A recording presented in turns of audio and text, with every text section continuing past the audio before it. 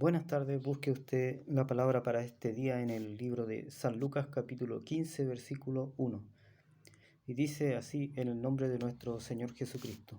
Se acercaban a Jesús todos los publicanos y pecadores para oírle, y los fariseos y los escribas murmuraban diciendo: Este a los pecadores recibe y con ellos come. Entonces él les refirió esta parábola diciendo: ¿Qué hombre de vosotros, teniendo 100 ovejas, si pierde una de ellas, no deja las 99 en el desierto y va tras la que perdió hasta encontrarla? Y cuando la encuentra, la pone sobre sus hombros, gozoso, y al llegar a casa reúne a sus amigos y vecinos, diciéndoles: Gozaos conmigo, porque he encontrado mi oveja que se había perdido. Os digo que así habrá más gozo en el cielo por un pecador que se arrepiente que por 99 justos que no necesitan de arrepentimiento. Esta es la palabra para este día, que el Señor añada revelación a su palabra. Y pasaremos a orar para que el Señor nos ayude y nos guíe en esta palabra. Padre bueno, Señor mi Dios, gracias le damos en esta tarde por la oportunidad que nos concede de poder, Señor mío, leer su palabra, y así también esperamos, Señor, recibir desde su presencia, Señor mi Dios, la revelación a esta palabra. Se lo pedimos, Señor mi Dios, en el nombre de nuestro Señor Jesucristo. Amén.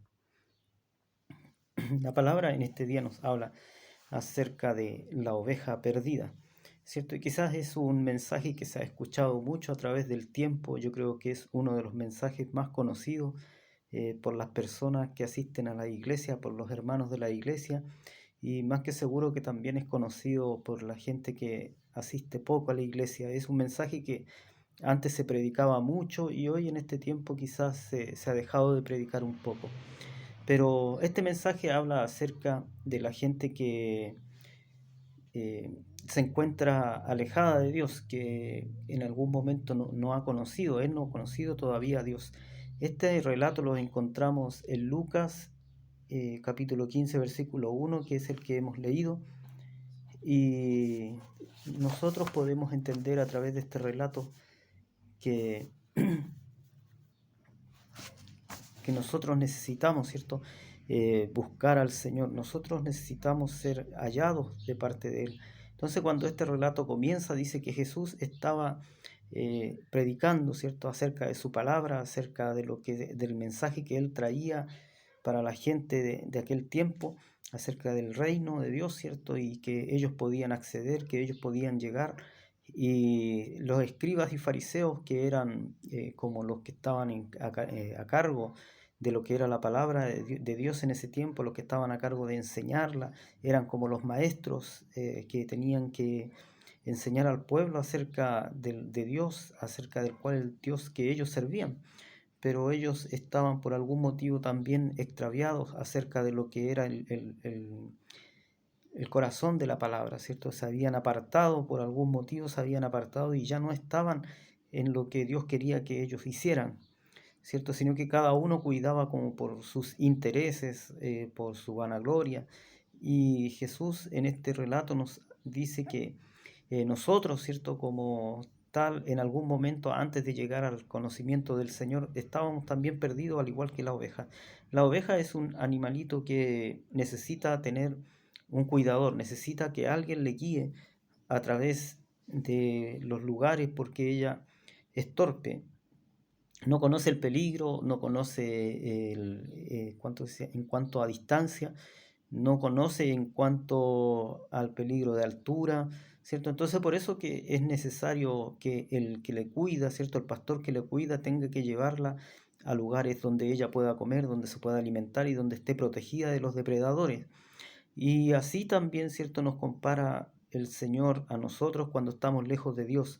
Cuando estamos lejos de Dios somos totalmente, eh, nos pueden llevar de cualquier lado, ¿cierto? Nos pueden hacer daño porque no hay una protección sobre nosotros, no hay quien nos diga hacia dónde debemos caminar o hacia dónde debemos seguir, hacia dónde está el lugar para comer y cuál es nuestra dirección correcta, ¿cierto? Entonces cuando nosotros vemos esto, podemos entender que a diferencia, ¿cierto?, de otras religiones, la religión cristiana es la que Dios busca al hombre, ¿cierto?, y lo lleva a lugares, a lugares que él no esperaba, ¿cierto? Lugares buenos, lugares de paz, lugares de tranquilidad. Pero las otras religiones, a diferencia de esta, es el hombre tratando de alcanzar a Dios. Y eso es difícil, ¿cierto? Cuando yo podría, por ejemplo, por mis propios medios, llegar a la presencia de Dios, por mi justicia o por las obras de la ley, ¿cierto? Tratar de llegar a Dios, eso es imposible, es muy difícil, ¿cierto? La ley fue dada para que el hombre pudiera entender la poca capacidad o casi nula capacidad que tenía de poder seguirla, de poder salvarse a través de ella.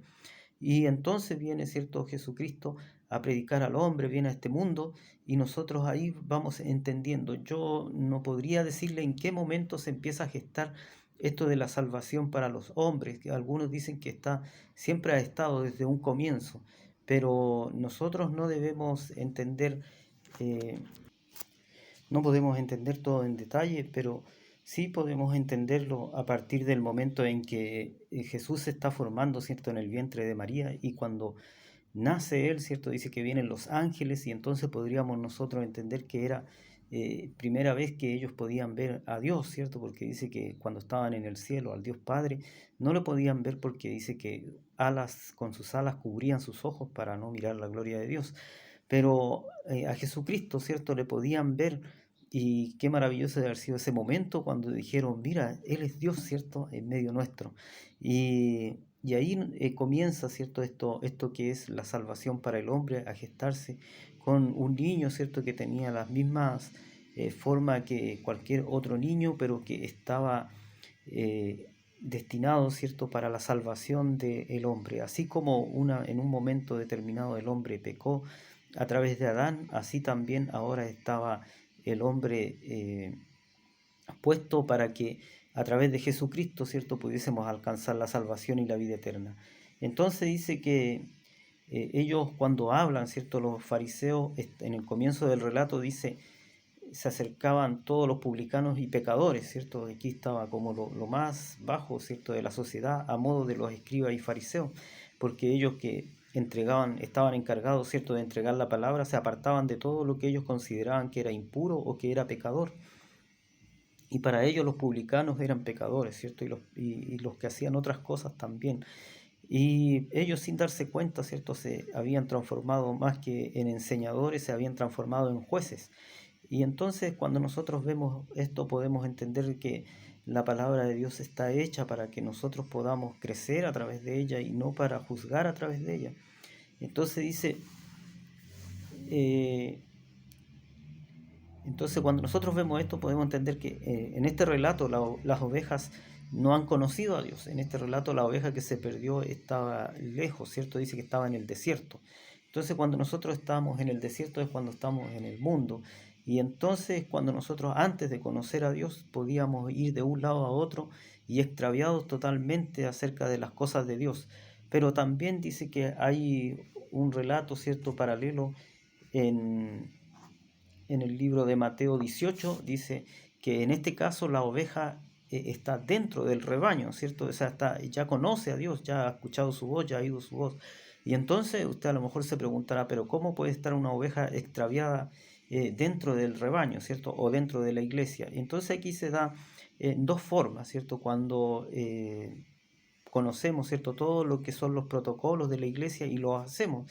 O sea, vamos a la iglesia y cantamos, conocemos las alabanzas, conocemos los cánticos, conocemos, ¿cierto?, la oración, podemos hacer una oración, podemos leer la palabra, pero en nuestro corazón no hemos conocido a Dios todavía, no hemos conocido a Jesucristo, no conocemos acerca de su salvación y cuánto es lo que nosotros le necesitamos. Y después el otro ejemplo es cuando nosotros, a pesar de estar en la iglesia, ¿cierto?, y conocer a Dios, de igual manera cuando las personas no nos están viendo, hacemos lo malo igual, ¿cierto? Hacemos un pecado, ¿cierto?, que no debiéramos estar cometiendo, pues somos hijos de Dios. Ciertamente dice la palabra de Dios que el que conoce a Dios no peca, ¿cierto? O sea, no hace de su vida un constante pecar, sino que siempre el hombre se va a equivocar, siempre el hombre va a cometer errores, y al decir el hombre también digo la mujer, ¿cierto? Siempre se va a equivocar y van a cometer errores de los cuales el Espíritu Santo les va a hacer que se arrepienta, ¿cierto? Y se va a sentir mal y van a pasar muchas cosas en su corazón, pero finalmente Dios lo va a sacar a victoria. Pero cuando el hombre está perdido, ¿cierto? Quiere decir que él va a cometer constantemente pecado y a lo mejor va a ser el mismo pecado que se va a repetir, ¿cierto? Por ejemplo, para que usted lo pueda entender, cuando una persona se ha acostumbrado a quedarse con lo que no es suyo, ¿cierto? Y a pesar de que conoce al Señor y que conoce que hay un mandamiento que dice no robarás, él no puede dejar de hacerlo, ¿cierto? Y lo hace constantemente, aún sabiendo que está mal, ¿cierto? Entonces quiere decir que él no ha conocido a Dios todavía, pues con sus hechos lo está negando. Pero si a veces por casualidad o porque pasó algo que él no esperaba, ¿cierto? Y se quedó con algo y después se arrepintió, y si tiene la oportunidad lo devolvió, entonces ese no es lo mismo, sino que el caso es cuando usted no lo ha conocido, es cuando lo hace constantemente y no hay en su corazón un arrepentimiento por el pecado que ha cometido. Entonces cuando nosotros podemos ver esto acerca de la oveja, podemos entender que quizás nosotros siempre se orienta la predicación hacia la oveja que está perdida en el mundo, aquella oveja que no ha conocido a Dios todavía, aquella persona que todavía no ha entrado a los caminos de Dios, y eso es importante, pues una de las cosas que Dios nos envió a hacer era a predicar este evangelio a toda criatura para que todo aquel que creyese fuese salvo, ¿cierto? Entonces hubiera un cambio en la persona, pudiese entrar al redil. Entonces esta parábola también habla acerca de que cuando el que cuida, ¿cierto? El pastor que cuida a esta oveja sale a buscarla, ¿cierto? Dice que la encuentra, la pone sobre sus hombros, ¿cierto? Y dice, y se goza y se alegra mucho porque se alegró más por aquella que estaba perdida que por las 99 que ya tenía, ¿cierto? Cuando nosotros vemos esto, encontramos que es como un poco ilógico, ¿cierto? Dejar 99 de lado para ir a buscar una, ¿cierto? Matemáticamente, económicamente, no es como muy lógico, pero así funcionan las cosas de Dios, ¿cierto? Él siempre va a salir a buscar a la oveja o al hombre para que él pueda ser salvo, ¿cierto? Para que pueda conocer a Dios y pueda entrar al camino de Dios. Entonces dice, por ejemplo, cuando un relato de esto es el joven rico, ¿cierto? En el caso de el que era parte del pueblo de Israel. Él dice que en el relato acerca de este joven rico, dice que él había hecho todo lo que la ley decía, pero había algo que faltaba en él todavía. Dice, entonces en el relato que se encuentra en Marcos 10:17, dice, el joven pregunta, Maestro bueno, ¿qué haré para heredar la vida eterna? En su respuesta Jesús lo lleva desde lo que él conocía, ¿cierto? Que era la ley, que eran los mandamientos, lo lleva a algo que él todavía no entendía, que no conocía y que los maestros tampoco lo estaban enseñando, ¿cierto? Porque recuerde que Jesús venía con un nuevo evangelio, ¿cierto? Con buenas noticias para aquel que las oyera. Y era por eso que la gente, ¿cierto? Los pecadores, aquellos que estaban más mal espiritualmente, aquellos que estaban en la bancarrota en lo espiritual, eran los que más se acercaban a Jesús a oír, porque era una oportunidad para ellos. A través de lo que decían los escribas y fariseos de cumplir la ley, ellos sabían que no podían alcanzar el reino de Dios, pero este mensaje que traía Jesucristo le abría una puerta grande para que ellos pudiesen entrar, ¿cierto? Acerca de, primero Juan el Bautista acerca del arrepentimiento y Jesús después a través del perdón de los pecados, ¿cierto? Entonces cuando nosotros vemos esto, entendemos que Jesús lo lleva, ¿cierto?, a la parte desconocida que él no conocía todavía acerca de la gracia. Dice muy bien a lo que él se le había, lo conocía, de lo que él conocía muy bien, ¿cierto? Pasado o que había pasado por harto este joven, ¿cierto? Lo lleva de aquello que conocía muy bien y lo lleva a algo que él todavía no conocía. Y dice en el versículo 19, dice, los mandamientos sabes, no adulteres, no mates, no hurtes, no digas falso testimonio, no defraudes, honra a tu padre y a tu madre. El joven respondió, todo esto lo he guardado desde mi juventud. Por lo tanto, era un joven que había cuidado mucho su forma de ser, había cuidado mucho su vida, ¿cierto? Porque quizás si usted lo mira desde el punto de vista físico, ¿cierto? Era difícil cumplir todas esas leyes y decírselo a otro, ¿cierto? Quizás yo se lo podría decir, pararme frente a usted y decirle yo he hecho todo bien en mi vida. Y usted también a lo mejor se podría parar frente a mí y decir yo he hecho bien todo en mi vida. Pero es una cosa distinta pararse frente a Jesús, ¿cierto? Que conocía el corazón y que antes que le hicieran la pregunta, él les contestaba acerca de lo que había en el corazón de la persona. No le contestaba lo que salía por sus labios, sino que contestaba lo que había en el corazón. Ahí iba la respuesta de Jesús. Entonces este joven le contestó, ¿cierto?, que él había guardado todo eso desde su juventud, y entonces Jesús no le respondió algo distinto a lo que él había dicho. Por lo tanto, el joven estaba diciendo la verdad. Entonces dice, la respuesta de Jesús fue: vende todo lo que tienes y dalo a los pobres, y tendrás tesoros en el cielo, y ven y sígueme, tomando tu cruz. Pero él se fue muy triste porque tenía muchas posesiones, ¿cierto? Entonces, cuando nosotros vemos este relato, ¿cierto?, podemos entender que la tristeza que había en el corazón era porque en el corazón de él no estaba Dios. Conocía muy bien la ley, conocía los mandamientos, los guardaba, pero el amor de Dios no estaba todavía en él. Entonces, lo que había en el corazón de él era el dinero, era la posesión, era el buen lugar que tenía dentro de la sociedad y los privilegios que tenía. Entonces, por eso cuando Jesús le dice, vende lo que tienes, ¿cierto?, y toma tu cruz y sígueme, entonces para él eso fue triste porque eso no lo podía hacer todavía. Dice entonces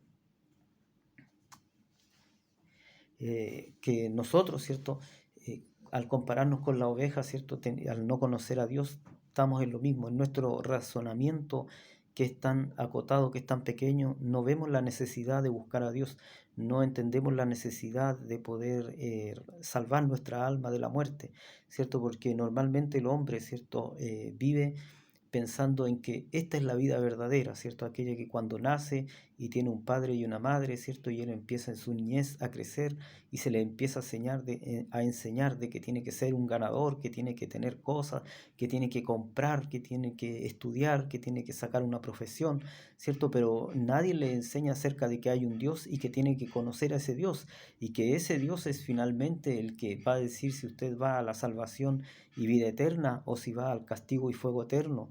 Ahora, usted podrá decir que la mayoría de la gente tiene un concepto de que ellos son justos.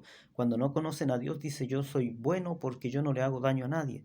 Pero están pasando por alto que Jesús hizo un sacrificio tan grande, ¿cierto?, que es muchas veces incomprensible para el hombre el poder entender el sacrificio que Cristo hizo en la cruz, que tomó la forma de un hombre, que fue sacrificado, ¿cierto?, que murió en la cruz, cargó los pecados, ¿cierto?, no habiendo él tenido pecados, sino que cargó los pecados de nosotros para que nosotros pudiésemos ser salvos, para que nuestra alma pudiese alcanzar la salvación y la vida eterna.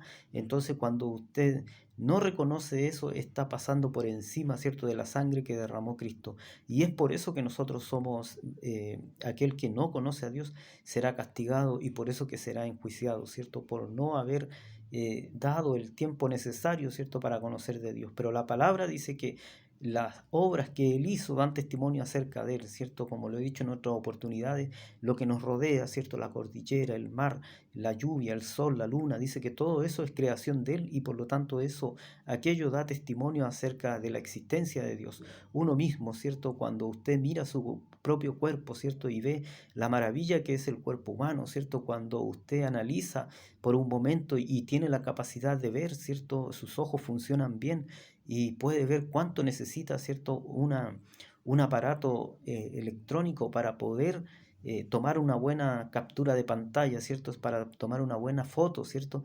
Entonces usted, si quiere tener un buen recuerdo, ¿cierto?, de un lugar, tiene que comprarse una cámara fotográfica que sea buena, ¿cierto? Porque para que el lente funcione bien, y el lente hace como la función del ojo, ¿cierto?, de nosotros, pero no tiene la capacidad de poder mirar tantas cosas como el ojo humano, sino que usted tiene que direccionarlo, enfocarlo y tomar la foto, ¿cierto? Y ahí dependerá si sale la foto bien o no.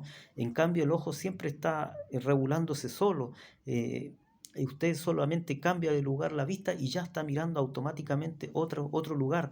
Así también, ¿cierto?, la temperatura del cuerpo se regula, ¿cierto? Si hace calor, el cuerpo buscará la forma de mantener que no se suba la temperatura del cuerpo, y si hace frío también buscará la forma de regular que el cuerpo no se enfríe, ¿cierto?